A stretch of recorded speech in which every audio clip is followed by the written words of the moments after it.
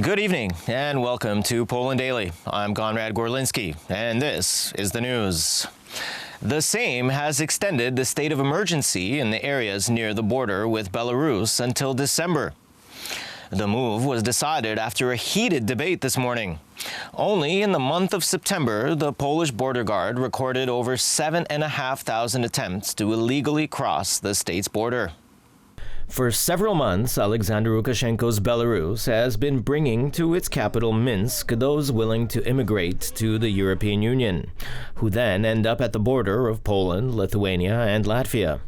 The European Union has condemned this practice, while the Polish opposition has demanded that the state of emergency be lifted and illegal immigrants be allowed in. It refused to listen to the information presented by the Minister of Internal Affairs and Administration Mariusz Kaminski. Przedstawiciele UNHCR-u. The UNHCR representatives from Geneva and Budapest met with Belarusian authorities about this camp near the Polish border. They talked to the Ministry of Foreign Affairs, border troops, the Belarusian Red Cross, and finally to our diplomats. They gave us the following information. There are 30 people camped there. They maintain discipline and are friendly towards Belarusian troops. They are all Afghan citizens who have been living and working legally in Russia for several years. Afganistanu, którzy od kilku lat przebywają legalnie w Rosji. You introduce a state of emergency of shame because you are ashamed of what you do at night. You are ashamed of what is happening on the Polish borders. Mówisz o tym, facet? To nie jest śmieszne, proszę pana! This is not funny, sir. Shut up. Man, it's not funny. Please give me a precise answer. Where are the children that the border guards detained? Granicy trzeba niestety bronić. One has to defend the border from both sides, from Lukashenko and from you and your clowning around. Tu siedzą patrioci, którzy bronią Rzeczpospolitej. Here sit patriots who defend the country and the safety of millions of Poles, while over there are people who are part of the agent activity of the Belarusian KGB. Law and Justice MP Kazimierz Smoliński justifies government actions on the Polish-Belarusian border. Jeżeli po naszej stronie If they see that it's difficult to get across our border, it will discourage them from trying this.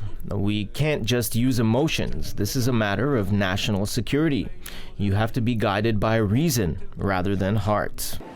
to jest kwestia bezpieczeństwa państwa. According to Marek Król, a publicist, the entire opposition has been following scripts written in Minsk, Moscow, or Berlin for a very long time now.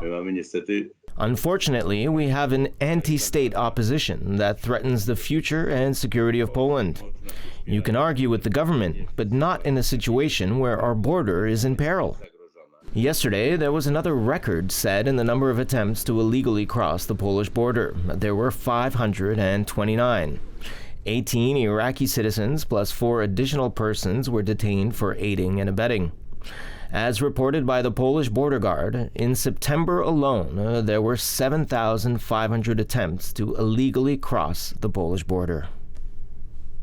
And Gazeta Polska clubs held a demonstration this afternoon blocking the Warsaw city center for several hours. Slogans read, "You will not dissolve Poland." Participants consider blocking the Turów mine and denial of funds by the European Commission as steps towards the federalization of the EU.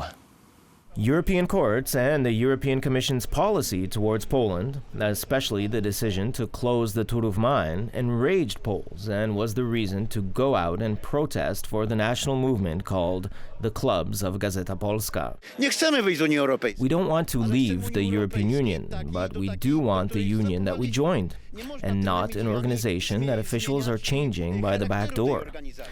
It was an organization of economic cooperation, and they wanted to be political. Deputy Minister Sebastian Kaleta took part in the manifestation. He pointed out that in recent months we can see growing political aggression of European institutions against Poland. Gdyby ktoś wam próbował wmówić, że takie są traktaty, If someone tries to tell you that these are the treaties, that this is the EU law, it's a lie. Why? Because never before in the history of the European Union has the ECJ gone to such lengths against a member state.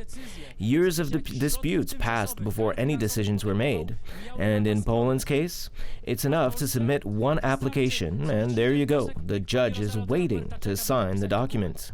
A Gazeta Polska club's delegation handed over to the European Commission delegation a petition opposing liquidation of the Turów power plant. The ECJ is exceeding its powers. It is not legally possible for it to interfere in the security of member states, and we are talking here about the violation of our energy security.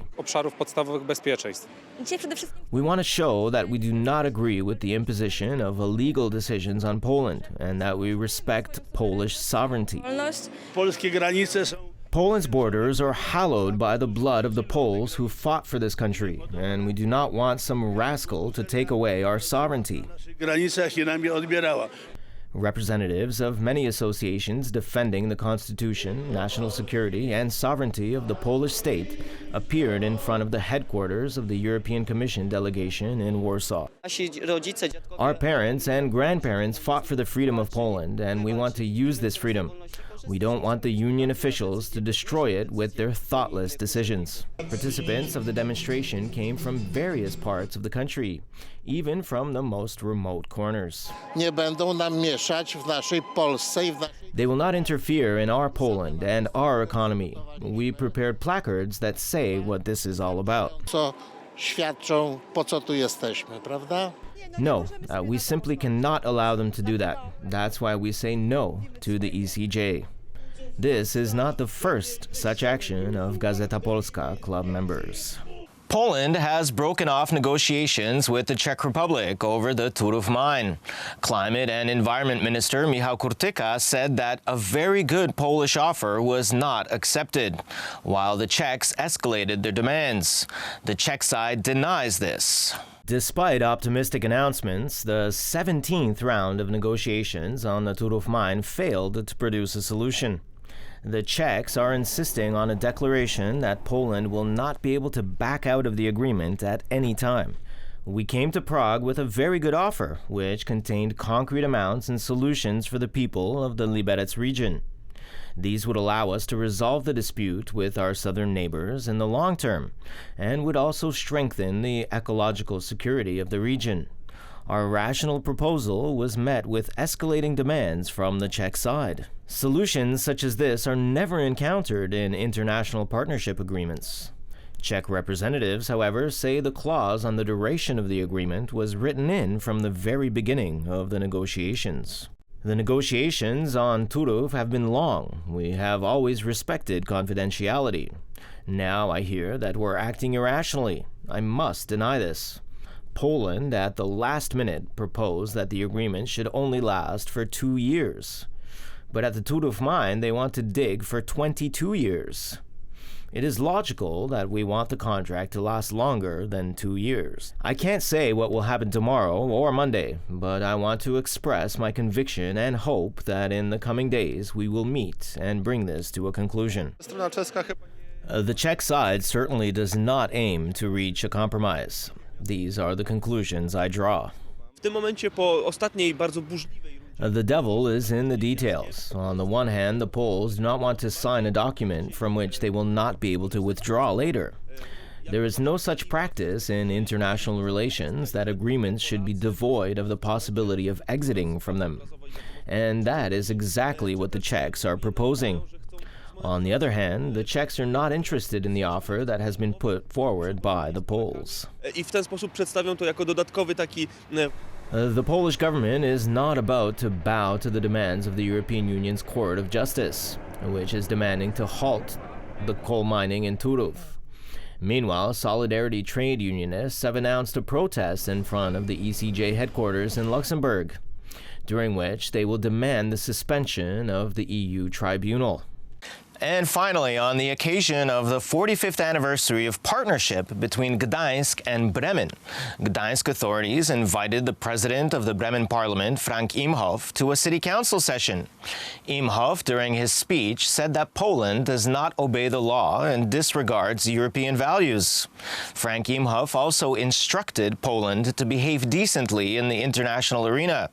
He also expressed hope for the creation of joint military units.